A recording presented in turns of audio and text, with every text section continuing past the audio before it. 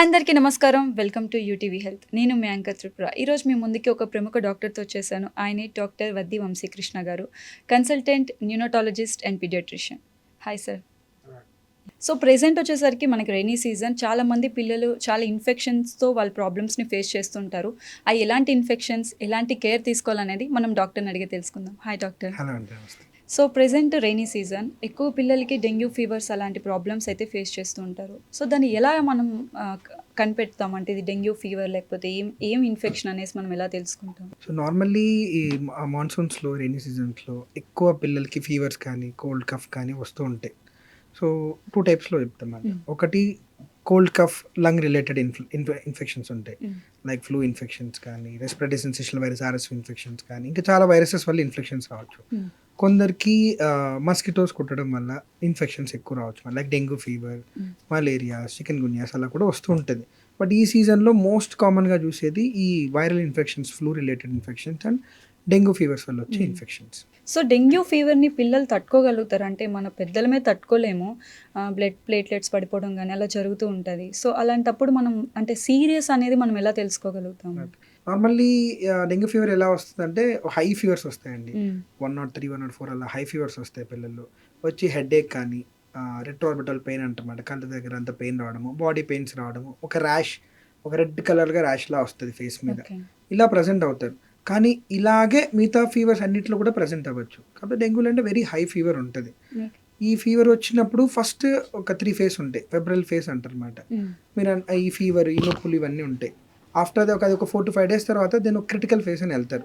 అప్పుడు మీరు అన్నట్టు ప్లేట్లెట్ కౌంట్స్ తగ్గడము, బాడీలో ఉన్న నీరు బ్లడ్ వెజల్స్లోంచి బయటికి వెళ్ళడము, ఒంట్లో ఉన్న నీరంతా తగ్గడము, తర్వాత బీపీస్ అవి ఫాల్ అవ్వడము, ఇవంతా ఈ టైంలో మంచి సపోర్ట్ ఇచ్చామంటే బేబీ మళ్ళీ రికవరీ ఫేస్ అయిపోయి మొత్తం అంతా హీల్ అయిపోయి ప్లేట్లెట్ కౌంట్ ఇంప్రూవ్ అవ్వడం ఇవన్నీ అవుతూ ఉంటుంది. సో ఫీవర్ అనేది ఏ వైరస్ వల్ల, ఏ బ్యాక్టీరియల్ ఇన్ఫెక్షన్ వల్ల హై ఫీవర్ వస్తుంది. దాన్ని మనం ట్రీట్ చేసుకోవడం ఈజీగానే ఉంటుంది. బట్ ఈ క్రిటికల్ ఫేజ్లో ఉన్నప్పుడే మనకి intensive care requirement, hospital admission అది ఇంపార్టెంట్ అవుతుంది. ప్రాపర్గా ఇస్తే బేబీస్ యూజువల్గా ఈ ఒక 4 to 5 days టైంలో baby can recover back to normal. So count మనము ఎలా తీసుకుంటాం? అంటే ఎంత ప్లేట్లెట్స్ తగ్గిపోతే సివియర్ అనేసి మనకు తెలుస్తుంది? అంటే ప్లేట్లెట్ కౌంట్ నెంబర్తో ఈజ్ నాట్ మ్యాజిక్ నెంబర్ అంటే ఏం లేదండి. నార్మల్గా పిల్లలు పీడియాట్రిక్స్లో 1.5 to 3.5 to 4 lakhs వరకు ప్లేట్లెట్స్ ఉంటాయి. 1.5 lakhs కన్నా తగ్గితే థ్రాంబోసైటోపెనియా, ప్లేట్లెట్ కౌంట్ తగ్గడం అంటారు. అది నేను ఫీవర్ తగ్గినప్పటి నుంచి కొంచెం కొంచెం తగ్గుతూ వస్తుంది. అది 70 రావచ్చు, 60 రావచ్చు, 50 రావచ్చు. యూజువల్గా 10 to 20,000 కన్నా తక్కువ లేకపోయింటే అండ్ ఇక్కడ బ్లీడింగ్ అవ్వకపోతే మనం ప్లేట్లెట్స్ ఏమి ఇవ్వము. 30,000 ఉన్న పిల్లలు బాగానే ఉంటారు, 40,000 ఉన్న పిల్లలు బాగానే ఉంటారు, 1 lakh ఉన్న పిల్లలు కూడా బాగానే ఉంటారు. సో ఈ నెంబర్ ఇంత తగ్గిపోతే చాలా సివియర్ అని కాదు. బట్ 20,000 కన్నా తగ్గకపోతే యూజువల్గా బ్లీడింగ్ అవన్నీ అవ్వకపోవడానికి ఛాన్సెస్ తక్కువ ఉంటాయి. సో బ్లీడింగ్ అంటే నోస్ త్రూ గానీ అలా? ఇక్కడ మ్యూకోజల్ బ్లీడ్ అంటారు. ఇక్కడ చిగురుల దగ్గర నుంచి, పెదవుల దగ్గర నుంచి, ముక్కులోంచి, చర్మం మీద చిన్న చిన్న రెడ్గా అలా డాట్స్లో ఉంటుంది అన్నమాట. పెటికే పర్పిరస్ అంటారు. వేరే చోటు నుంచి కూడా వామిటింగ్స్లో బ్లీడింగ్ అవ్వడం కానీ, యూరిన్లో బ్లీడింగ్ అవ్వడం కానీ, మోషన్లో బ్లీడింగ్ అవ్వడం కానీ ఎలాగైనా అవ్వచ్చు బ్లీడింగ్. వన్స్ ఒకవేళ ఇన్ఫెక్షన్కి గురయ్యాడు అనుకోండి బేబీ, ఎన్ని డేస్ టైం పడుతుంది మళ్ళీ మా బేబీ అనేది రికవర్ అవడానికి? ఫస్ట్ టైం డెంగ్యూ ఫీవర్ వచ్చింది అనుకోండి. సో డెంగ్యూ యూజువల్గా 4 స్ట్రెయిన్స్ ఉంటుంది. దాంట్లో ఏదో స్ట్రెయిన్తో ఒకసారి వస్తుంది. ఫస్ట్ టైం వచ్చినప్పుడు యూజువల్గా పెద్దగా ఏం రాదు. అది ఒక 3 to 4 days ఫీవర్ వస్తుంది, కొంచెం ప్లేట్లెట్స్ తగ్గుతుంది, ఒక 1 weekలో సెట్ అయిపోతాడు, బాగా వీక్ అయిపోతారు. దెన్ మంచి కొంచెం food, healthy food, protein rich food అన్ని తీసుకుంటే, రెస్టారెంట్ తీసుకుంటే రికవర్ అవుతాడు. సెకండ్ టైం మళ్ళీ డెంగ్యూ వచ్చింది అనుకోండి, అప్పుడు క్రాస్ రియాక్షన్ జరగడం వల్ల చాలా సీరియస్ అవ్వచ్చు.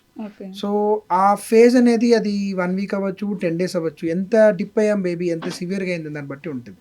హైపోటెన్షన్ అంటే బీపీలు తగ్గిపోయిన బేబీస్కి 1 week కూడా పట్టచ్చు, చాలా సివియర్ ట్రీట్మెంట్ కూడా తీసుకోవచ్చు. సో ఎంత సివియారిటీకి వెళ్ళిందని దాన్ని బట్టి మన డ్యూరేషన్ డిపెండ్ అయి ఉంటుంది. డెంగ్యూ ఫీవర్ అసలు రాకుండా ప్రికాషన్స్ తీసుకునే ఛాన్సెస్ ఏమైనా ఉంటుంది మాన్సూన్ సీజన్లో? ఇంట్లో ఎక్కువ నిలువ ఉన్న వాటర్ పెట్టుకోకుండా ఉండడము, మన డ్రైనేజ్ అవన్నీ కొంచెం క్లీన్ చేసుకోవడము, దోమ తెరలు అవి వాడడము, మస్కిటో నెట్స్ అవి, తర్వాత ఎక్కువ ఇలాగా మన డస్ట్ కానీ ఇవి ఎక్కువ గ్రాసెస్ కానీ గార్డెన్స్లో కానీ morning times especially dengue spread చేసే మస్కిటో మార్నింగ్ టైమ్స్లో ఎక్కువ కుడుతుంటుంది. సో ఆ టైమ్స్లో ఎక్కువ అలా వెళ్ళకపోవడము, ఫుల్గా హ్యాండ్స్ కవర్ అయ్యేలాగా, లెగ్స్ కవర్ అయ్యేలాగా బట్టలు వేసుకోవడము, కుదిరితే సాక్స్ వేసుకోవడము, ఇలా చేసుకుంటూ ఉండడం వల్ల డెంగ్యూ దోమ కుట్టడం అనేది మనకు తగ్గ ఛాన్స్ ఉంటుంది.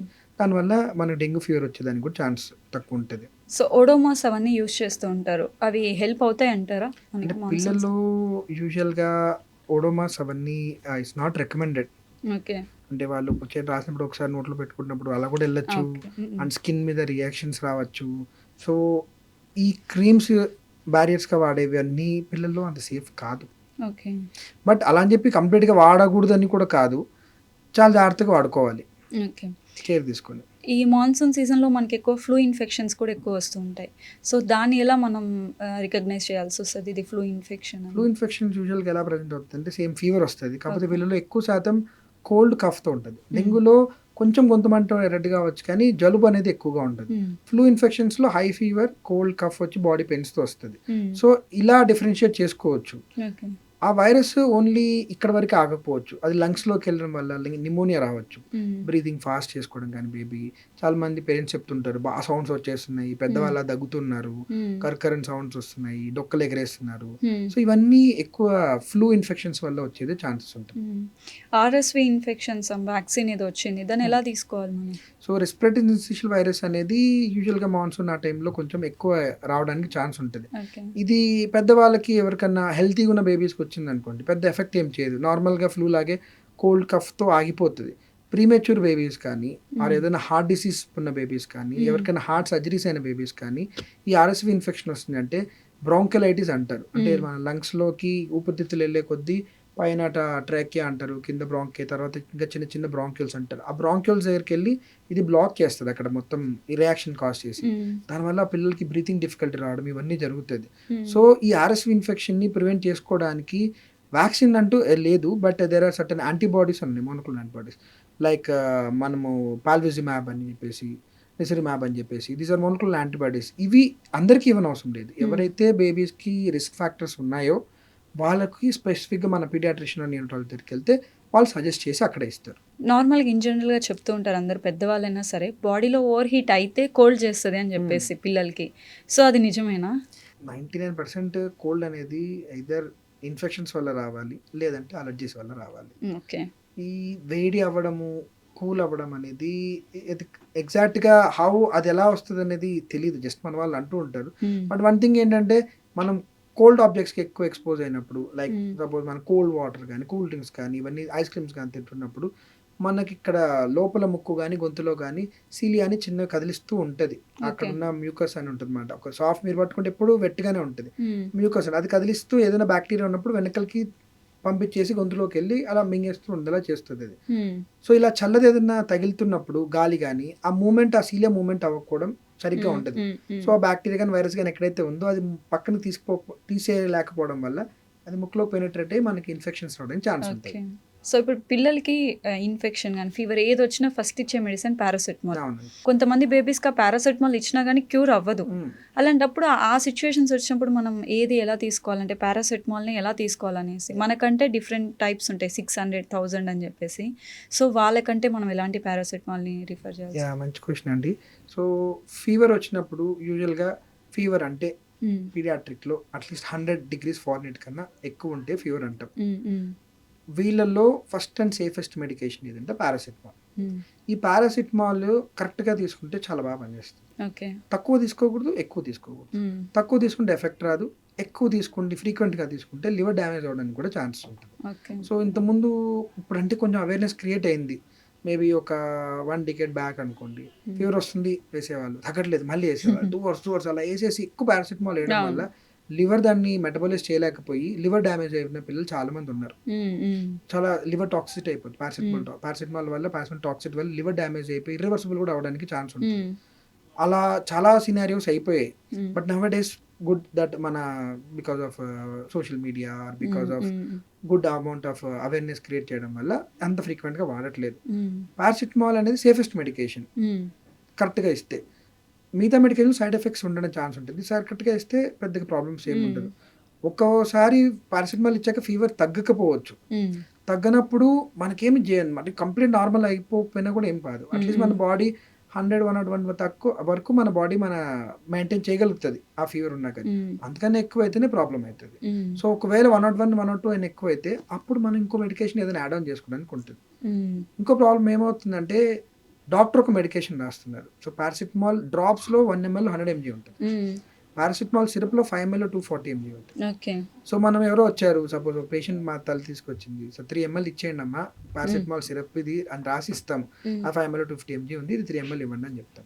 ఆవిడ బై మిస్టేక్ అది తీసుకోకుండా డ్రాప్స్ తీసుకుని 3 ml ఇచ్చింది అనుకోండి, చాలా ఎక్కువ వెళ్ళిపోతుంది. 3 ml అంటే 300 mg వెళ్ళిపోతుంది. మనం ఆ బేబీకి ఇవ్వమంది 3 mlలో 250 mg అంటే 5 ml 250 mg అంటే మేబీ అరౌండ్ 200 mg 180 mg అని అవుతుంది. ఇప్పుడు 300 mg వెళ్ళాలి. సో ఏమి ఇచ్చారు డాక్టర్, డ్రాప్స్ ఇచ్చారా సిరప్ ఇచ్చారు, ఎంత ఇచ్చారని చెక్ చేసుకోవడం చాలా ఇంపార్టెంట్. సో డ్రాప్స్ ఏ ఏజ్ బేబీ వరకు తీసుకోవచ్చు మనం? ఏజ్ అని ఏం లేదు, 1 year వరకు అయితే బేబీ యూజువల్ 10 kg వరకు అయితే 1.5 ml 2 ml వరకు బాగుంటుంది. డ్రాప్స్ తీసుకోవచ్చు. దాని తర్వాత మనం డ్రాప్స్ ఇవ్వాలంటే హై ml 2 ml 3 ml అనుకుంటే డ్రాప్స్ ఫాస్ట్గా అయిపోతుంది. Okay. So mostly syrup is best అంటారు. అలా ఏం లేదు, చిన్న బేబీస్కి డ్రాప్స్ ఈజీగా ఉంటుంది కదండి. ఇప్పుడు మనం 0.5 ml వేయడం ఈజీ, అదే చిన్న బేబీకి ఇప్పుడు 6 months బేబీకి 0.5 0.7 ml వేయడం ఈజీ అవుతుంది. అదే సిరప్ అయితే 2.5 ml వేయాల్సి వస్తుంది. ఇది ఈజీగా ఉంటుంది వేయడానికి, డ్రాపర్ ఉంటుంది కాబట్టి మనకి ఈజీ అవుతుంది అంతే. డేకి ఎనీ టైమ్స్ యూజువల్గా వేసుకోవచ్చు మనం? నార్మల్గా ఇప్పుడు డాక్టర్స్ డేకి ఒక 2 times 3 times, బట్ పేరెంట్స్ కొంతమంది అదే మీరు చెప్పినట్టు 4 times 5 times వేస్తున్నారు కూడా ఉన్నారు. సో ఎన్ని డేస్ అండ్ డేకి ఎన్ని టైమ్స్ యూజ్ చేయొచ్చు? 6 hours ఒకసారి వేసుకోవచ్చు అండి. ఈ ఇంకా చాలా ఇంపార్టెంట్ అంటే లోయెస్ట్ ఈజ్ 4 hours, బట్ అది కూడా మనం చెప్పము. 6 hours is the usual time. ఎన్ని డేస్ అని ఏం లేదు. సో 6 hours ఒకసారి వేసుకుంటుంటే పారాసిటమాల్ అప్రోప్రియట్ డోస్ మనం చెప్పినట్టు, అది ఒక 4 days వేసినా 5 days వేసినా కూడా ప్రాబ్లం ఏం లేదు. సో ఇప్పుడు నార్మల్గా పేరెంట్స్ కిడ్స్ని బయట క్యారీ చేస్తున్నప్పుడు కంపల్సరీ సిరప్స్ క్యారీ చేస్తూ ఉంటారు. పారాసెటమాల్ ఈజ్ మెయిన్ దాంట్లో, దాని తర్వాత కోల్డ్కి ఒకటి, కాఫ్కి ఒకటి అని చెప్పేసి. సో కొంచెం జలుబు చేయగానే అసలు అది దేనికి సంబంధం లేకుండా వాళ్ళకి ఇష్టం వచ్చిన సిరప్స్ వేసేస్తారు. అది కూడా కరెక్ట్ కాదనేది అనుకుంటున్నాను. అది కూడా కరెక్ట్ కాదు. ప్రతి జలుబుకి మనం సిరప్స్ వేసేయడం ఏం అవసరం లేదు. మనం వేసే సిరప్ వల్ల జలుబు ఆగిపోదు, దగ్గు ఆగిపోదు, ఆ సివియారిటీని తగ్గిస్తున్నాం. ఇప్పుడు ఒక స్కేల్ ఆఫ్ 0 to 10లో ఉంటే 10 సివియర్గా ఉండేదాన్ని మనం వేసే సిరప్ వల్ల ఒక 5-6 తెచ్చుకుంటే బేబీకి కానీ పిల్లలు కానీ కొంచెం కంఫర్ట్ ఉంటుంది. అది 0 దాకా తెచ్చుకునేంత డోస్ ఇచ్చామనుకోండి, దానివల్ల సైడ్ ఎఫెక్ట్స్ ఎక్కువ ఉంటాయి. సో సివియర్గా ఉంటేనే వాడాలి మెడిసిన్స్. ప్రతి జలుబు రాగానే మెడిసిన్ వేయడం వల్ల అది సివియర్ అవ్వకుండా ఉంటుంది అన్నట్టు ఏం లేదు. సో కోల్డ్ కూడా సివియర్ ఉంటే ఇంట్లోనే వాళ్ళకి ఆవిరి పెడతా ఉంటారు. ఒక సిప్లా మెడిసిన్ సంథింగ్ లిక్విడ్ వస్తుంది, దాన్ని యూజ్ చేసి పెడతారు. కొంతమంది డాక్టర్ ప్రిస్క్రిప్షన్ లేకుండానే పెడతారు, దానివల్ల ఎఫెక్ట్ అయ్యే ఛాన్సెస్ ఉంటాయి బేబీస్ లంగ్స్కి కానీ. ఇప్పుడు దీంట్లో 2 ప్రాబ్లమ్స్ ఉన్నాయి. ఒకటి, ఉత్తి జలుబుకి నెబులైజేషన్స్ పెడితే పనిచేయదు. మనం నెబులైజేషన్స్ ఎందుకు పెడుతున్నామంటే లంగ్స్లో ఏదైనా ప్రాబ్లం ఉంది, డాక్టర్ వినేసి స్టెత్ పెట్టుకొని వీజ్ అంటారు, సౌండ్ వస్తుంటే దానికన్నా పెడతారు. లేదంటే క్రెప్స్ అంటారు, కర్కరెంట్ సౌండ్స్ వస్తుంటాయి అన్నమాట. అప్పుడు డిఫరెంట్ కైండ్ ఆఫ్ మెడికేషన్ ఉంటుంది. దాంట్లో కూడా హైపర్నెప్సెలైన్ అని ఉంటుంది 3% NaCl, బుడికాట్ అని స్టిరాయిడ్ ఉంటుంది, సాల్బుటమాల్ అని లంగ్స్లో ఎయిర్వేస్ ఓపెన్ చేయడానికి ఉంటుంది. So A type of medication పెట్టాలనేది డాక్టర్ డిసైడ్ చేస్తారు. ఎప్పుడు చేస్తారు? క్లినికల్ ఎగ్జామిన్ చేశాక చేస్తారు. అవన్నీ లేకుండా మన దగ్గర ఉందని చెప్పి మనం పెట్టుకుంటున్నాం అనుకోండి, అవసరం లేని ఒకసారి అవసరం లేకుండా ఎక్కువ ఇవ్వడము, ఒకసారి అవసరమైనప్పుడు కరెక్ట్ మెడికేషన్ కాకుండా వేరే మెడికేషన్ ఇవ్వడం వల్ల ప్రాబ్లమ్స్ వస్తాయి. సెకండ్ ప్రాబ్లం ఏంటి, ఇది ప్రాపర్గా వాడుకోవాల్సి వస్తుంది. మనం ఏదో ఇంట్లో పెట్టేసుకున్నాం, జస్ట్ ఇలా పెట్టేసుకుని వాడుకుంటూ ఉంటే లేని ఇన్ఫెక్షన్స్ కూడా రావచ్చు. అది క్లీన్ చేసుకునే విధానం ఇవన్నీ మనం హాస్పిటల్లో డాక్టర్ దగ్గర కానీ రెస్పెక్టివ్ సిస్టర్స్ దగ్గర కానీ నేర్చుకొని హౌ టు మేనేజ్ అనేది చేసుకోకుండా రొటీన్గా వాడేసాం అనుకోండి, కొత్త ఇన్ఫెక్షన్స్ రావడానికి ఛాన్స్. సో సార్, అంటే మనకు బేబీ పుట్టినప్పుడు జాండీస్తో పుడుతుంది అని చెప్పేసి చెప్తారు, అది కామనేనా? అంటే కంపల్సరీ బేబీ పుట్టేటప్పుడు జాండీస్తోనే పుడతారా? అంటే ప్రతి బేబీకి జాండీస్ వస్తుందండి. ఓకే. సో ఆల్మోస్ట్ 85 to 90% బేబీస్కి జాండీస్ వస్తుంది. ఓకే. ఎందుకు వస్తుంది అంటే వాళ్ళ లివర్ ఏదైతే ఉంటుందో, తల్లి గర్భంలో ఉన్నప్పుడు తల్లి ప్లసెంటా అని ఉంటుంది, ఏదైతే తల్లి నుంచి బ్లడ్ సప్లై ఉంటుందో అదంతా ప్యూరిఫై చేసేస్తూ తల్లిలోకి పంపించేస్తుంటుంది. తల్లి లివర్ దాన్ని జాండీస్ బట్టలు బయటకు పంపించేస్తుంటుంది. బట్ పుట్టిన తర్వాత తల్లికి బేబీకి సంబంధం ఉంటుంది. ఆ బేబీ లివరే ఫంక్షన్ చేసుకోవాలి. ఆ ఫంక్షన్ చేసుకోవాల్సిన ఎంజైమ్స్కి యాక్టివ్ అవ్వడానికి కొంచెం టైం పడుతుంది, 5 to 7 days పడుతుంది. అప్పటి వరకు జాండీస్ మెటీరియల్ లోపల కొంచెం అక్యుములేట్ అవుతూ ఉంటుంది. ఇదే సమయంలో జాండీస్ మెటీరియల్ ఎక్కువ ప్రొడక్షన్ కూడా అవుతూ ఉంటుంది. దానివల్ల చాలా మంది బేబీస్కి జాండీస్ వస్తూ ఉంటుంది. సివియర్ అంటే ఎంత పర్సంటేజ్? అంటే నార్మల్ 0.5 అనేది కామన్, ఒకవేళ సివియర్ అనుకుంటే బేబీ పుట్టినప్పుడు ఎంత పర్సంటేజ్ ఉంటుందండి? అంటే ఇది 0.51 అని కాదు, యూజువల్ మిల్లీగ్రామ్ పర్ డెసిలీటర్లో మనం చూస్తాం. దానికి పుట్టినప్పుడు ఆ బేబీ ఎన్నో నెలల్లో ఎన్ని వారాల్లో పుట్టింది, 37 వారాల్లో పుట్టిందా, 34 వారాల్లో పుట్టిందా, 30 వారాల్లో పుట్టిందా, 40 వారాల నిండా పుట్టిందా, అది ఒకటి ఉంటుంది. ప్లస్ రిస్క్ ఫ్యాక్టర్స్ అని ఉంటాయి, అంటే బ్లడ్ గ్రూప్ చేంజెస్ ఉంటాయి. తల్లికి RH నెగిటివ్ ప్రెగ్నెన్సీ ఉంటే, బేబీ పాజిటివ్ ఉన్నప్పుడు తల్లి బ్లడ్ గ్రూప్ ఓ పాజిటివ్ ఉండి baby blood group A or B positive ఉన్నప్పుడు, కొన్ని G6PD డెఫిషియన్సీ అంటారు. కొన్ని బేబీలు పుట్టిన తర్వాత సరిగ్గా ఏడవకపోయినప్పుడు, యాసిడ్ లెవెల్స్ ఎక్కువ ఉన్నప్పుడు అది రిస్క్ ఫ్యాక్టర్స్ అంటారు. సో ఈ రిస్క్ ఫ్యాక్టర్స్ ఉన్నప్పుడు ఒక 37 వీక్స్ 36 వీక్స్గా ఒక కట్ ఆఫ్ ఉంటుంది. అది ఫస్ట్ డేకి 12 అవర్స్ ఒకటి ఉంటుంది, 24 అవర్స్ ఉంటుంది, 36 అవర్స్ ఉంటుంది, 48 అవర్స్ ఉంటుంది. అలా 5-6 డేస్ వరకు ఇలా గ్రాఫ్ ఇలా పెరుగుతూ ఉంటుంది. దాని తర్వాత నుంచి ఆ తగ్గట్టు గెస్టేషన్కి తగ్గట్టు ఒక నెంబర్ అని ఉంటుంది అనమాట. సో ఒక నెంబర్ అందరికీ వర్తించదు. ఇప్పుడు ఎక్కువ బేబీస్కి కోల్డ్ చేస్తుంది అనుకోండి, పేరెంట్స్కి ఉంది కాబట్టి పిల్లలకి వస్తుందని చెప్పేసి ఎక్కువ అంటూ ఉంటారు. ఇప్పుడు ఫర్ ఎగ్జాంపుల్ నాకు ఎలర్జీ ఉంది, తుమ్ములు వస్తూ ఉంటాయి. సో మా బేబీకి ఉంది అనుకోండి, నీకుంది కాబట్టి మీ బేబీకి ఉంది అంటారు. సో అది వస్తుందా అట్లా బేబీస్కి? Yeah. దాన్ని మనం కన్సిడర్ చేయొచ్చు అట్లా? అంటే అలర్జీ వల్ల క్యాన్ ట్రాన్స్మిట్ ఇన్ ఫ్యామిలీస్లో ఉండొచ్చు. ఓకే. మీలో అలర్జీ ఉంది, స్ట్రాంగ్ ఫ్యామిలీ హిస్టరీ ఉంది బేబీకి, బేబీలో కూడా అలర్జిక్ సిమ్టమ్స్ లా ఉన్నాయి, అప్పుడు బేబీలో కూడా అలర్జీ రావడానికి ఛాన్సెస్ ఉంటుంది. దానికన్నా అది ట్రాన్స్మిట్ అవ్వచ్చు అవ్వకపోవచ్చు. బట్ మీలో ఇన్ఫెక్షన్ ఏదైనా జలుబు దగ్గు వైరల్ ఫీవర్ వల్ల వచ్చింది అనుకోండి, అది సరిగ్గా మనకు బేబీతో కరెక్ట్గా ఉండకపోతే మన నుంచి బేబీ ట్రాన్స్మిట్ అవ్వడానికి ఛాన్స్ ఎక్కువ ఉంటుంది. సో ఒకవేళ అలాంటి మనం ఆపేదానికి ఏమైనా ఛాన్సెస్ ఉంటాయా బేబీస్? మనం ఇన్ఫెక్షన్స్ ఏదైనా వస్తున్నప్పుడు మనకు అనిపించినప్పుడు మనం మాస్క్ వేసుకోవడము, ఫ్రీక్వెంట్గా హ్యాండ్ వాష్ చేసుకోవడము, తుమ్ములు దగ్గులు వచ్చినప్పుడు వాళ్ళకి కొంచెం దూరంగా ఉండి దగ్గడము, అలా చేస్తే వాళ్ళు ప్రివెంట్ చేయడానికి ఈజీగా. ఓకే. నార్మల్గా పిల్లలు పుట్టినప్పుడు కొంతమంది ఫార్ములా మిల్క్ అనేది ఇస్తూ ఉంటారు. సో ఫార్ములా మిల్క్ అంటే బ్రెస్ట్ మిల్క్ వర్క్ చేసినంత ఇదిగా ఫార్ములా మిల్క్ వర్క్ చేస్తుందా పిల్లలకి? తల్లిపాల నుంచి ఎవ్రీ బేబీకి తన తల్లిపాలు టైలర్ మేడ్గా ఉంటుంది. ఆ బేబీకి తగ్గట్టు ఏమేం కావాలి, ఎలా కావాలి, ఇవన్నీ తల్లి నుంచి వచ్చేవి ఆ బేబీకి తగ్గట్టే ఉంటుంది. ఆ పాలు బేబీ ఇమ్యూనిటీ పెరగడానికి, ఫ్యూచర్లో ఇన్ఫెక్షన్స్ రాకోకుండా, చెవి ఇన్ఫెక్షన్స్ కానీ, లంగ్ ఇన్ఫెక్షన్స్ కానీ, మోషన్స్ కానీ రాకుండా ఉండడానికి, బేబీకి తల్లికి బాండింగ్ కోసం, బేబీ బ్రెయిన్ డెవలప్మెంట్ కోసం చాలా ఇంపార్టెంట్. ఇవన్నీ ఫార్ములా మిల్క్ చేయలేదు. సో తల్లిపాలు ఫార్ములా మిల్క్కి కంపారిజన్ లేదు. తల్లిపాలు ఈజ్ గోల్డ్ స్టాండర్డ్. లేని పక్షాన మనం ఏదోటి ఇవ్వాలి కాబట్టి ఫార్ములా మిల్క్ ఇస్తున్నాం అంతే. ఓకే. సో అంటే ఇప్పుడు ఫార్ములా మిల్క్ తీసుకున్న బేబీస్కి ఇమ్యూనిటీ సిస్టమ్ తక్కువ ఉంటుంది అని అంటారు. అంటే ప్రతి బేబీకి తక్కువ ఉండాలి అనట్లేదు. ఓకే. తల్లిపాలతో తీసుకున్న బేబీల్ని ఫార్ములా మిల్క్ తీసుకున్న బేబీలు కంపేర్ చేస్తే ఫార్ములా మిల్క్ తీసుకున్న బేబీల కన్నా తల్లిపాలు తీసుకున్న బేబీలు ఇమ్యూనిటీ చాలా బెటర్గా ఉంటుంది. సార్ బేబీస్కి ఫీడింగ్ విషయానికి వస్తే, అంటే ఫుడ్ విషయంకి వస్తే, ఎగ్ డైలీ 1 ఎగ్ ప్రోటీన్ పెట్టొచ్చు అంటారు. సో ఏ ఏజ్ నుంచి మనం ఎగ్ పెట్టొచ్చు బేబీస్కి? ఎందుకంటే ఓవర్ ఎగ్ కూడా జాండీస్కి లీడ్ అయ్యే ఛాన్సెస్ ఉంది అని అంటారు. అది నిజమేనా? అంటే ఏదైనా food is like a medicine అండి. మనం లిమిటెడ్గా తీసుకుంటే ఏదైనా కరెక్ట్గానే ఉంటుంది. యూజువల్గా నవ్వేడేస్ ఇంతకుముందు 1 year దాటితే తప్ప ఎగ్ పెట్టద్దు అనేవాళ్ళు. నవ్వేడేస్ బికాస్ ఆఫ్ ప్రోటీన్ ఎక్కువ ఎంఫసిస్ అంత ప్రోటీన్ మీద ఉంది. ఆ ప్రోటీన్ వల్ల బాడీ బిల్డింగ్ అవుతుంది, మజిల్ డెవలప్మెంట్ అవుతుంది, బ్రెయిన్ డెవలప్మెంట్ అవుతుంది ప్రోటీన్. సో ప్రోటీన్ చాలా ఇంపార్టెంట్. సో ఎందుకు అంత ప్రాపర్గా అలర్జీస్ అవి ఏమి లేవు బేబీస్కి కానీ ఫ్యామిలీస్లో కానీ అంటే నవ్వేడేస్ 8 to 10 months నుంచి స్టార్ట్ చేస్తున్నారు ఎగ్ పెట్టడం. ఓకే. సో బనానా వల్ల కూడా ఫ్లూ వస్తుంది అని చెప్పేసి అంటూ ఉంటారు. అది ఎంతవరకు కరెక్ట్? అండి అది లేదు, బనానాని ఎప్పుడు బ్లేమ్ చేస్తుంటారు. అలా ఏం లేదు, బనానా వల్ల ఫ్లూ ఏం రాదు. ఈవెన్ కోల్డ్ వచ్చినప్పుడు కూడా బనానాని అవాయిడ్ చేస్తారు, ఎందుకంటే అది గల్లబట్టేస్తుంది వద్దు అని చెప్పేసి. అలా అని అంటారు కానీ but what thing is I think what people అంటే ముందు వాళ్ళు ఏం అర్థం చేసుకున్నారు అంటే అది కొంచెం స్లైమీగా ఉండడం వల్ల అది ఏమైనా గొంతులు ఇరిటేట్ చేయడం దగ్గు ఎక్కువ వస్తుంది అంటారేమో కానీ బనానాకి దీనికి there is no scientifically proven relation. So చాలా మంది బేబీస్ తిన్న తర్వాత అంటే మార్నింగ్ తీసుకున్నారు అనుకోండి ఒక ఫుడ్, ఆఫ్టర్నూన్ అయినా ఈవినింగ్ అయినా దాన్ని మళ్ళీ తీసుకుని నములుతూ ఉంటారు. అంటే అది ఫుడ్ అరగకపోవడం వల్ల అంటే వస్తుందా నోట్లోకి, లేకపోతే ఏంటి అంటే రిఫ్లెక్స్ అనేది ఉంటుంది ప్రతి బేబీ కానీ చిల్డ్రన్ కానీ. కొందరికి అది ఒక హ్యాబిట్ లా ఉంటుంది అన్నమాట తీసుకోండి. బట్ దట్స్ నాట్ ఏ అంత మంచి హ్యాబిట్ కాదు. మన వాళ్ళకి చెప్పేసి వాళ్ళు కొంచెం అర్థమయ్యేలాగా అలా చేసుకోకూడదు అని చెప్పడం అనేది బెస్ట్. ఓకే. చాలా మంది కూడా తింటారు, హెవీ అయిపోయింది అనుకోండి వాళ్ళు వామిట్ చేస్తారు. వామిట్ చేసినప్పుడు కొంతమందికి ముక్కులో నుంచి వచ్చేస్తుంది.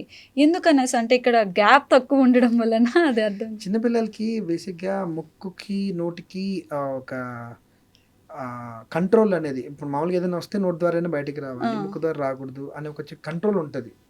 ఆ కంట్రోల్ అనేది అంత క్లియర్గా డెవలప్ అవ్వకపోవడం వల్ల కొన్నిసార్లు అలా ఎస్పెషల్ లిక్విడ్ డైట్ ఏదైనా తీసుకున్నప్పుడు అలా వచ్చేస్తుంటుంది.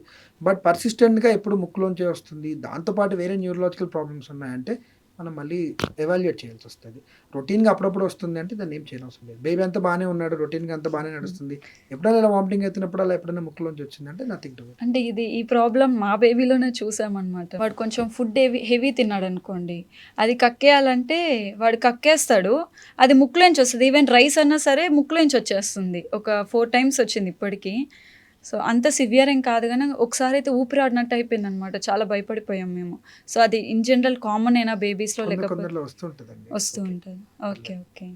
సో మీరు ఒకవేళ ఈ మాన్సూన్‌లో ఒకవేళ బేబీస్‌కి కేర్ తీసుకోవాలనుకుంటే కొంచెం చాలా మందికి ఇమ్యూనిటీ సిస్టమ్ చాలా తక్కువ ఉంటది. సో అలాంటి వాళ్ళకి ఎలాంటి కేర్ తీసుకోవాలి? బై ఫుడ్ కానీ లేకపోతే మెడికేషన్‌లో గానీ? మనం ఫస్ట్ ఫుడ్‌లో అయితే చూస్తే హెల్తీ ఫుడ్ తినాలి. ఓకే. Balance diet. ఈ టైంలో ఏమైందంటే వర్షాలు పడుతూ ఉంటాయి. మనం ఎక్కువ బయట ఫుడ్ ఆర్డర్ చేస్తూ ఉంటాము. హ్మ్. అది వర్షాల్లో కంటామినేట్ అయిపోవడం వల్ల మోషన్స్ కానీ, లూజ్ మోషన్స్ కానీ అవన్నీ అవుతుంటాయి. సో హెల్తీ ఫుడ్, బ్యాలెన్స్ డైట్‌తో ప్రోటీన్ రిచ్ ఫుడ్ తీసుకోవడం, హ్మ్. ఎక్కువ ఆకుకూరలు అవి తినడము, హ్మ్. ప్రోటీన్ ఎగ్ కూడా మంచిది తినడము. హ్మ్. ఆర్ వెజిటేరియన్స్ అయితే గ్రీన్ లీఫ్ వెజిటేబుల్స్, పన్నీర్ ఇవన్నీ తీసుకోవడము. మోర్ ఇంట్లో చేసుకున్న ఫుడ్ తినడం ఈస్ మచ్ సేఫర్ అండి. హ్మ్. హాట్‌గా ఎక్కువ కూల్‌గా ఉండేది అవాయిడ్ చేయడము. లైక్ కూల్ డ్రింక్స్ కానీ, ఐస్ క్రీమ్స్ కానీ ఇలా అవాయిడ్ చేస్తుంటే the chance for getting infection అనేది తగ్గుతది. ఓకే.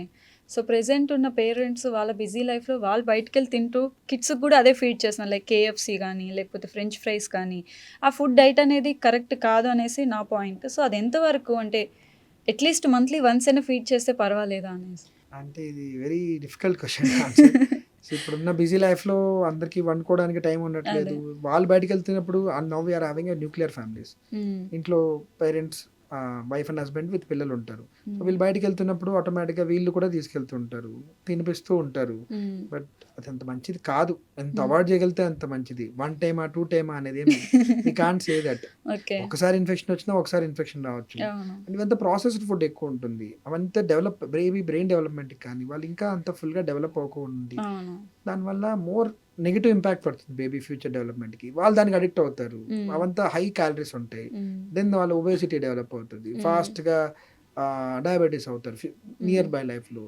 ఇవంతా దానివల్ల ఎక్కువ ప్రాబ్లమ్స్ ఉన్నాయి గానీ యూజ్ అయితే ఏం లేదు. ఇప్పుడు ఫారెన్ వాళ్ళని చూసి ఎక్కువ మనం ఇంపాక్ట్ అవుతున్నారు మన వాళ్ళు. అంటే వాళ్ళొక 8 మంత్స్ బేబీని చైర్‌లో కూర్చోబెట్టి ఓన్‌గా తినడం, ఫీడ్ చేయడం నేర్పించాలి అని చెప్పేసి లైక్ బాయిల్డ్ చికెన్ ఇచ్చేయడము అలా చేస్తున్నారు. 8 మంత్స్‌కి డైజెస్టివ్ సిస్టమ్ అనేది అంత ప్రాపర్‌గా వర్క్ అవ్వదు పిల్లలకి. సో, ఆ 8, 9 మంత్స్‌కి మనం బాయిల్ చేసిన చికెన్ ఇవ్వొచ్చా అంటే పిల్లలకి 8, తినడానికి? 9 మంత్స్ కొంచెం early. But hmm. Usually 10-12 months తర్వాత we usually start giving this thing. But ఇవ్వకూడదని కూడా ఏం లేదు. ఓకే. మనం బాగా బాయిల్ చేసి మించేసిన చికెన్‌ని we can still try and see. But better 10 months తర్వాత, 12 మంత్స్ తర్వాత అయితే కొంచెం బెటర్‌గా ఉంటది. చాలామంది ఫుడ్‌ని కూడా 6 మంత్స్ నుంచే స్టార్ట్ చేసేస్తారనమాట. సో, నార్మల్‌గా ఒక బేబీ పుట్టిన తర్వాత ఏ మంత్స్ నుంచి స్టార్ట్ చేస్తే బెటర్ ఫుడ్ అనేది? So, WHO world health organisation ఏం చెప్పిందంటే హ్మ్. 180 డేస్, హ్మ్. 6 మంత్స్ తర్వాత ఎవరైతే బేబీస్‌కి ఆహ్, ఈ టైం నిండిన తర్వాత నెక్ కంట్రోల్ అది బాగున్న తర్వాత హ్మ్. బేబీస్‌కి వాళ్ళకి ఫుడ్ అది స్టార్ట్ చేస్తే బెటర్‌గా ఉంటది. అప్పుడు ఓకే. వాళ్ళ డైజెస్ట్ సిస్టమ్ డెవలప్‌మెంట్ కానీ, వాళ్ళు మౌత్‌లోంచి మింగుతున్నప్పుడు అది పొట్టలోకి వెళ్ళడానికి, లంగ్స్‌లో వెళ్ళకోకుండా ఉండడానికి, హ్మ్. వాళ్ళకి ఫుడ్ మీద ఇంట్రెస్ట్ రావడానికి ఇవన్నిటికి బెటర్‌గా ఉంటది 180 డేస్ తర్వాత. హ్మ్. కానీ మన దగ్గర ఏంటంటే చాలా వరకు 5 మంత్స్ కంప్లీట్ అయ్యి 6 మంత్స్ పడగానే చేస్తుంటారు. It's not correct. బట్ మనం చెప్తూ ఉంటాం 180 డేస్ ఆగమని చెప్పేసి. అవును. చాలా సార్లు స్టార్ట్ చేసి మా దగ్గరికి వచ్చేస్తుంటారు. హ్మ్. ఇంకా స్టార్ట్ చేసాక మళ్ళీ ఆపండి అని మనం చెప్పలేము. సో, అవునవును. కొంచెం తక్కువ ఇస్తూ ఉండండి. 180 డేస్ తర్వాత బెటర్‌గా ఇవ్వండి అని చెప్తుంటాం. సార్ ఇప్పుడు పిల్లలకి వ్యాక్సిన్స్ ఉంటాయి చిన్నప్పుడు. ఫస్ట్ 5 మంత్స్ వ్యాక్సిన్స్ ఉంటాయి. కొంతమంది ప్రైవేట్ హాస్పిటల్స్‌లో తీసుకుంటారు. కొంతమంది గవర్నమెంట్ హాస్పిటల్స్‌లో తీసుకుంటారు. సో, రెండిటికి డిఫరెన్స్ ఏమైనా ఉంటదా? మనం గవర్నమెంట్ తీసుకునేది? చూడండి 2 ప్రొటెక్షన్ ఇవ్వడంలో ఈక్వల్‌గా ఉంటుంది. ఓకే. సో, గవర్నమెంట్‌కి, ప్రైవేట్‌కి మెయింటెనెన్స్‌లో కానీ కోల్డ్ చైన్ అంటారన్నమాట. ఆ ఓకే. వ్యాక్సిన్ చాలా జాగ్రత్తగా చూసుకోవాలి. టెంపరేచర్ ఫ్లక్చుయేషన్స్ అవ్వకుండా హ్మ్. చూసుకోవాలి. హ్మ్. గవర్నమెంట్‌లో గానీ, ప్రైవేట్‌లో గానీ చాలా బాగా మెయింటైన్ చేసుకుంటూ ఉంటారు. ఓకే. ప్రొటెక్షన్ ఈక్వల్‌గా ఉంటది. ఓన్లీ థింగ్ ఏంటంటే ప్రైవేట్‌లో కూడా పెయిన్‌లెస్ అని ఉంటది. ప్రైవేట్‌లో ఆప్షన్ ఉంటది మనకి పెయిన్‌లెస్ వ్యాక్సిన్ అనేది. హ్మ్. ఎస్ఎల్ఆర్ పెర్టుసిస్ అనేది ఉంటదన్నమాట. గవర్నమెంట్‌లో హోల్‌సేల్ పెర్టుసిస్ ఉంటది. దానివల్ల పెయిన్ రిలేటెడ్ డిఫరెన్స్ ఉంటది. కానీ హ్మ్. ప్రొటెక్షన్ ఈక్వల్‌గా ఉంటది. ఓకే. కాపోతే కొన్ని వ్యాక్సిన్స్ ఆర్ ఆప్షనల్ వ్యాక్సిన్స్. అది ఇంకా గవర్నమెంట్‌లో అన్నీ ఇంక్లూడ్ చేయలేదు. ఒక్కోటి యాడ్ చేసుకుంటూ వస్తున్నారు. Like flu vaccine example. హ్మ్. ఇంకా మన గవర్నమెంట్ షెడ్యూల్‌లో లేదు. బట్ ఫ్లూ వ్యాక్సిన్ వల్ల బేబీస్‌కి at least 60-70% lung related severe infections కానీ, హాస్పిటలైజేషన్ గానీ తగ్గిస్తున్నారు. హ్మ్. ఇంకా టైఫాయిడ్ వ్యాక్సిన్స్ ఉంటాయి. అది లేదు. హ్మ్. చికెన్ పాక్స్ వ్యాక్సిన్స్ లేదు. హ్మ్. హెపటైటిస్ వ్యాక్సిన్ లేదు. ఓకే. ఇవన్నీ హెపటైటిస్ ఏ వ్యాక్సిన్ లేదు. సో, చాలా వరకు కవర్ చేస్తున్నారు గవర్నమెంట్‌లో. హ్మ్. కొన్ని ఆప్షనల్ వ్యాక్సిన్స్ ఉంటాయి. అవి లేవు. అండ్ పెయిన్‌లెస్ వ్యాక్సిన్స్ మనకి ఆప్షన్ కావాలి అనుకుంటే దాన్ని ప్రైవేట్లో తీసుకోవాల్సి వస్తుంది. అంటే మీరు ఇప్పుడు చెప్పారు ఇన్ని టైప్స్ ఆఫ్ వ్యాక్సిన్స్ అని చెప్పేసి, కొంతమంది పిల్లలకి అంటే ఎడ్యుకేటెడ్ ఫ్యామిలీస్ ఫైన్, వాళ్ళు గవర్నమెంట్ వేయించుకుంటారు, ప్రైవేట్ అది ఆప్షనల్. అన్ఎడ్యుకేటెడ్ ఫ్యామిలీస్ ఉంటాయి, ఒకవేళ వాళ్ళకి వ్యాక్సిన్స్ పర్టికులర్గా వేయించాలి, పిల్లలకి ఇంపార్టెంట్ వ్యాక్సిన్స్ అట్లీస్ట్ ఒక 3-4 ఉంటాయి కదా, దానిలో ఇంపార్టెంట్ వ్యాక్సిన్స్ ఏముంటాయి సార్? ఈ పోలియో కంట్రోల్ చేయడానికి కానీ. అంటే గవర్నమెంట్లో వేసేవి కాకుండా ఎక్స్ట్రా Yeah, ఏమన్నా. So at least I think every year flu vaccine అయితే వేయించుకోవాలండి. Okay. Chicken pox vaccine 2 doses వేయించుకోవాలి. అది Okay. లైఫ్ లాంగ్ ప్రొటెక్షన్ ఇస్తుంది. ఓకే. చికెన్ పాక్స్ ఒక్కసారి వచ్చిందంటే మళ్ళీ ఇమ్యూనిటీ వస్తుంది, కాకపోతే ఆ వైరస్ వెళ్ళి కొన్ని నర్వ్స్లో ఉండిపోతుంది. రేపు ఫ్యూచర్లో పెద్దగా అవుతున్నప్పుడు కానీ, ఏదైనా స్ట్రెస్లో ఉన్నప్పుడు కానీ, if we develop diabetes or ఏమన్నా ఇమ్యూనో కాంప్రమైజ్ అయినప్పుడు అది యాక్టివేట్ అయ్యి ట్రైజమినల్ న్యూరాలజీ అని పెయిన్స్ వచ్చేలా ఉంటుంది అన్నమాట. జోస్టర్ అంటారు. అలా రాకోకుండా కంప్లీట్ ప్రొటెక్షన్ ఇస్తుంది అది. చికెన్ పాక్స్ వేసుకోవాలి. హెపటైటిస్ ఏ వ్యాక్సిన్ ఉంటుంది. సో చాలా మందికి జాండీస్, మీరు అన్నట్టు ప్రీటమ్ న్యూ బోర్న్ బేబీస్కే కాదు, పెద్దవాళ్ళకి కూడా జాండీస్ వచ్చింది చూస్తుంటారు. చూస్తే ఏమైందంటే హెపటైటిస్ వచ్చింది అంటారు. సో ఆ hepatitis infection life long prevent చేసుకోవడానికి హెపటైటిస్ బి అది గవర్నమెంట్లో ఇస్తున్నారు. హెపటైటిస్ ఏ ఇంకా స్టార్ట్ చేయలేదు. సో ఆ వ్యాక్సిన్ తీసుకుంటే ఏదో సింగిల్ డోస్ లైవ్ అటెన్యూట్ తీసుకున్న, 2 డోసెస్ ఆఫ్ ఇనాక్టివేట్ వ్యాక్సిన్ తీసుకున్న మంచి ప్రొటెక్షన్ ఉంటుంది, life long protection. Okay. So ఇవైతే బేసిక్గా తీసుకోవడం అనేది చాలా ఇంపార్టెంట్. సో చాలా మంది పేరెంట్స్ చేసే మిస్టేక్ ఏంటంటే, నా బేబీ సన్నగా ఉన్నాడు, లావ్ అయిపోవాలని డేకి ఎక్కువ టైమ్స్ ఫీడ్ చేస్తుంటారు, వాళ్ళకి బలవంతంగా ఫీడ్ చేస్తారు. సో కామన్గా ఒక 1 year బేబీ వరకు ఎన్ని టైమ్స్ డేకి ఫీడ్ చేయాల్సి వస్తుంది సార్ వాళ్ళు? మీరు అన్నది కరెక్టే, చాలాసార్లు చూస్తుంటాము.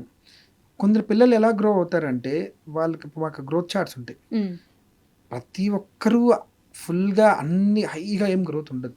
దాంట్లో మళ్ళీ సెంటైల్స్ ఉంటాయి, 3rd సెంటైల్, 10th సెంటైల్, 50th సెంటైల్, అలా సెంటైల్స్ ఉంటాయి. చాలా వరకు ఆ మిడిల్ 50th సెంటైల్కి పైన కింద నడుస్తూ ఉంటారు అనమాట. కొందరు ఏంటంటే జస్ట్ లోయెస్ట్ సెంటైల్ కన్నా పైన ఉంటారు అనమాట.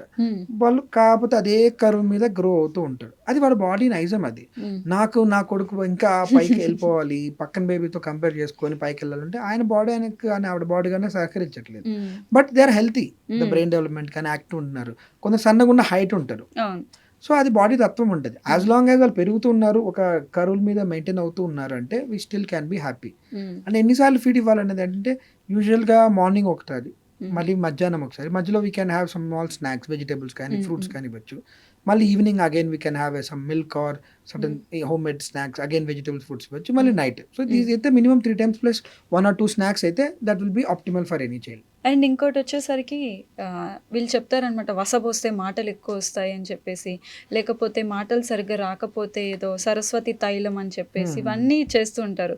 సో బై బర్త్ అంటే వాళ్ళకు ఉంటుంది ఈ స్టేజ్ నుంచి మాటలు రావడం కానీ ఏదైనా సరే, సో వాటి వల్ల యూజ్ ఉంటుందా వసపోయడం కానీ లేకపోతే ఏదైనా సరే? అంటే టు బి ఫ్రాంక్ నాకైతే అంత ఐడియా లేదు వసపోయడం వల్ల వస్తుంది అంటే ఎలా పనిచేస్తుందో నాకు తెలియదు. అది యాక్చువల్గా సరస్వతి లేహం రాస్తే వస్తుంది అనేది. నార్మల్గా బేబీస్కి 6 months నుంచి మోనోసిల్వల్ వర్డ్స్ మాట్లాడతారు. మా అంటారు. 9 months 10 monthsకి మా అమ్మ దాన్ని బైసిబుల్ వర్డ్స్ వాడతారు. 1 yearకి 1 or 2 words వాడతారు. యూజువల్గా 15 to 18 months వరకు మాట్లాడకపోయినా మనం పర్లేదు వీళ్ళు వెయిట్ అని ఉంటాం అన్నమాట. ఇది రాస్తే వస్తుందా డెఫినెట్గా అంటే వీ రియల్లీ డోంట్ నో. అంటే దాన్ని ఎందుకు వస్తుంది అవి రాస్తే అనేది తెలియదు. సో ఎవరైనా డిలే అవుతుంది మాట్లాడడం అంటే దెన్ ఫస్ట్ మనం మోస్ట్ ఇంపార్టెంట్ థింగ్ ఏంటంటే వాళ్ళ స్టిమ్యులస్ సరిగ్గా ఉందా లేదా.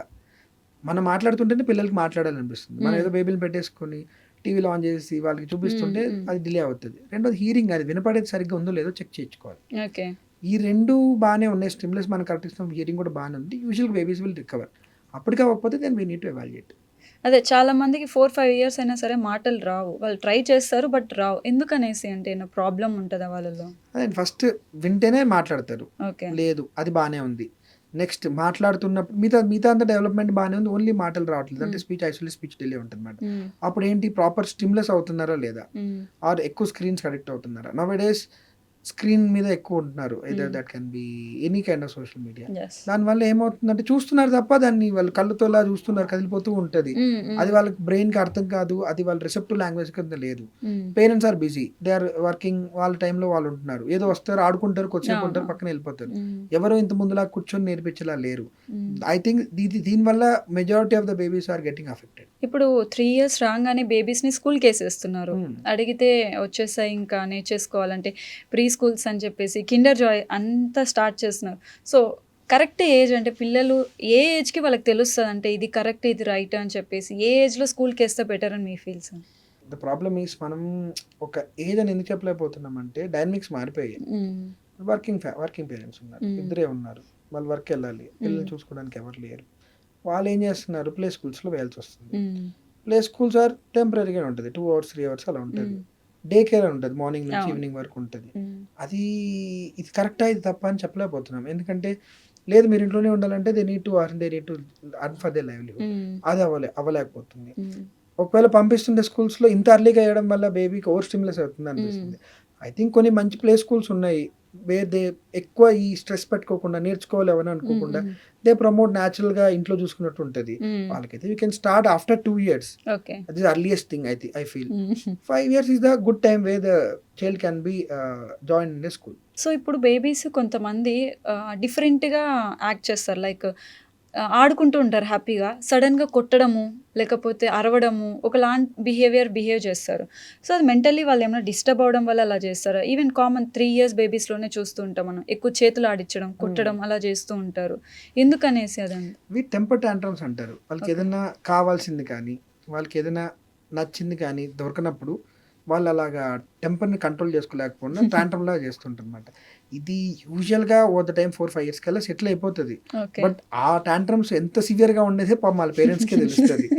కాకపోతే ఆ టైంలో ఏం చేయాలంటే రాదని ఆ టైంలో మనం వెళ్ళి వాళ్ళకి బాబు కన్నా ఇలా చేస్తే తప్పు అంటే వాళ్ళు వినిపించుకోరు. అవునా. వాళ్ళకి ఆ టైంలో ఏంటంటే వీ షుడ్ డీవియేట్ దెమ్. ఈ దాని మీద వాళ్ళు గొడవ పెడుతున్నారు. అదే సేమ్ టైం అరే మావాడు ఏడుస్తాడు లేకపోతే గొడవ చేస్తాడని చెప్పేసి మీరు వెళ్ళి సపోజ్ ఈ చాక్లెట్ ఏదో ఫోన్ అడిగని చెప్పి ఇచ్చారనుకోండి, నెక్స్ట్ టైం ఏం చేస్తాడు, ఇలా చేస్తే మా అమ్మ నాకు ఇస్తుంది కాబట్టి నేను మళ్ళీ అలాగే చేస్తానంటే సో అది అలవాటు అయిపోతుంది. ఓకే. సో ఆ టైంలో మనం డీవేట్ చేసేయాలి. ఓకే. వేరే దాని మీద అరే చూడు అక్కడ ఆడుకుందాం ఇక్కడికి వెళ్దాం అక్కడికి వెళ్దాం అని చెప్పి డీవేట్ చేసేస్తే ఆ మైండ్ డివేట్ అయిపోతుంది. స్లోగా 4 yearsకి ఆ కంట్రోల్ చేసుకోవడం వాళ్ళకి అలవాటు అయిపోతుంది టెంపర్ని. Then they can be normal. Call చేస్తే చాలామంది మదర్స్ అంటే హాస్పిటల్స్ అదంతా వద్దు, హోమ్లో ట్రీట్మెంటే చేసుకుంటామని చెప్పి తమలపాకుని వెయిట్ చేసి పెట్టడం కానీ చాలా రీల్స్ కూడా చూస్తుంటాం, చూసాను. హోమ్ రెమెడీస్ అని Yeah, చెప్పేసి. సో అది ఎక్కువ ఎఫెక్ట్ అవుతుందా, లేకపోతే ఎందుకంటే మన కండిషన్ తెలీదు కోల్డ్ అవునవును. ఏంటి అని, సో డాక్టర్ని కంపల్సరీ కాంటాక్ట్ అవ్వడం బెస్ట్ అంటారు. అంటే అగైన్ తమలపాకు పెడితే ఎలా పనిచేస్తుందని నాకు తెలియదు. బట్ ఏదో పెడుతున్నారు, పైన పెడుతున్నారు, లోపల బాడీ లోపలికి వెళ్ళట్లేదు, అవునా. కడుపులోకి ఏమి ఇవ్వట్లేదు. They can try. కానీ అదే పెట్టేసుకుని అసలు డాక్టర్ రిక్వైర్మెంట్ ఉన్నప్పుడు అంటే ఎవరి కోల్డ్కి డాక్టర్ చూపించమనట్లేదు. బట్ చాలా కోల్డ్ ఉంది, చాలా డిఫికల్టీ ఉంది బ్రీతింగ్ తీసుకోవడానికి, నేను తమలపాకే పెట్టుకుంటాను అంటే సీరియస్ అయిన తర్వాత డాక్టర్ దగ్గరికి వెళ్ళారు అనుకోండి, దెన్ చాలా ప్రాబ్లం అయిపోద్ది కదా. ఏదో హోమ్ రెమెడీ ట్రై చేసుకోవచ్చు, బట్ అది ఒక స్టేజ్ దాటిన తర్వాత డెఫినెట్గా డాక్టర్ చూపించకపోతే నిమోనియా కింద కన్వర్ట్ అయింది అనుకోండి, then it will be very difficult కదా. ఎస్. సో కంపల్సరీ డాక్టర్ని అయితే బెస్ట్ అంటారు. కోల్డ్ స్టార్టింగ్ అప్పుడు యూ కెన్ ట్రై, బట్ అది ప్రోగ్రెస్ అవుతుంది, మన కంట్రోల్ అవ్వట్లేదు, బేబీ సఫర్ అవుతుంది, ఫీడింగ్ కానీ బేబీకి యాక్టివిటీస్ కానీ ఇబ్బంది అవుతుంది, బ్రీతింగ్ డిఫికల్టీ వస్తుంది, అప్పుడు డెఫినెట్గా డాక్టర్ చూపిస్తే they can suggest the right thing. And ఇంకోటి ఇప్పుడు థమ్ ఫింగర్ అనేది ఎక్కువ వేసుకుంటూ ఉంటారు, బాడీ అంటే మదర్ ఫీడ్ లేక వాళ్ళు అది అలవాటు చేసుకుంటారా, లేదు బై వస్తుందా వాళ్ళకి ఏమన్నా అలవాట్లో? అంటే మీరు చూస్తుంటే ఒక 4 to 6 months నుంచి నోట్లో వేలు పెట్టుకోవడం స్టార్ట్ చేస్తుంటారు పిల్లలు. ఇది థమ్ సకింగ్ అంటారు. అది 4 to 5 years వరకు ఏం కాదు అలా Okay. పెట్టుకుంటే. అది ఒకటి టీత్ వస్తున్నప్పుడు కొంచెం ఇచ్చింగ్గా ఉంటుంది వాళ్ళకి, దానికోసం పెట్టుకుంటారు, స్ట్రెస్ రిలీఫ్ కోసం పెట్టుకుంటారు, ఒక్కోసారి అది పాసిఫైర్లా ఉంటుంది వాళ్ళకి, హ్యాపీనెస్ ఇస్తుంది, దానివల్ల Okay. కూడా పెట్టుకుంటారు. 4 years వరకు వాళ్ళు పర్మనెంట్ టీత్ అంత ప్రాపర్గా రాదు కాబట్టి సో మన జా మూమెంట్స్ అవన్నీ చేంజెస్ కానీ అవన్నీ కానీ రావు. సో 4 years వరకు మనం ఏం వాళ్ళకి స్పెసిఫిక్గా చేయనవసరం లేదు, కుదిరినంత వరకు వాళ్ళు పెట్టుకోనీయకుండా చూస్తే సరిపోతుంది, అంతగా టెన్షన్ పడాల్సిన అవసరం అయితే లేదు. ఆఫ్టర్ 4 to 5 years దెన్ ఈ మూతి ఆర్కిటెక్చర్ అంతా మారిపోతుంది, పళ్ళు ఎత్తు రావడం ఏమైనా జరుగుతుంది కాబట్టి అప్పుడు మనం డెఫినెట్గా ట్రీట్మెంట్ చేసుకోవాలి. సో అంటే దానివల్ల మాటలు లేట్గా రావడం అలాంటి లేదు, అంతే. లేదు, అలా ఏం లేదు, అలా ఏం లేదండి Okay. ఇక్కడ. So thank you so much sir, ఎంత వాల్యుబుల్ ఇన్ఫర్మేషన్ ఇచ్చారంటే, అంటే చాలామంది పిల్లలకి ఎలా కేర్ తీసుకోవాలో కూడా అర్థం కాక ఆ ఇన్ఫెక్షన్ని చాలా సివియర్ అయ్యేదాకా కామ్గుండి ఆ తర్వాత వచ్చేసి డాక్టర్ దగ్గర సార్ ఇలా అయిపోయింది ఏం చేయాలి అర్థం కాదు అని చెప్పేసి చెప్తూ ఉంటారు. So thank you so much, might be వాళ్ళందరికీ ఇది చాలా హెల్ప్ అవుతుందని నేను అనుకుంటున్నాను. థ్యాంక్ యూ సో మచ్ అండి. సో చూసారు కదా, సో సీరియస్గా ఉండేదాకా వెయిట్ చేయకుండా స్టార్టింగ్ స్టేజ్లో ఉన్నప్పుడే డాక్టర్ని కన్సల్ట్ అయ్యి ఆ ప్రాబ్లం ఏంటి అని తెలుసుకోండి. అండ్ సార్ చెప్పినట్టు ఏవైతే ఇంపార్టెంట్ వ్యాక్సిన్స్ ఉన్నాయో అవి కూడా పిల్లలకి ఇవ్వండి. Thank you so much.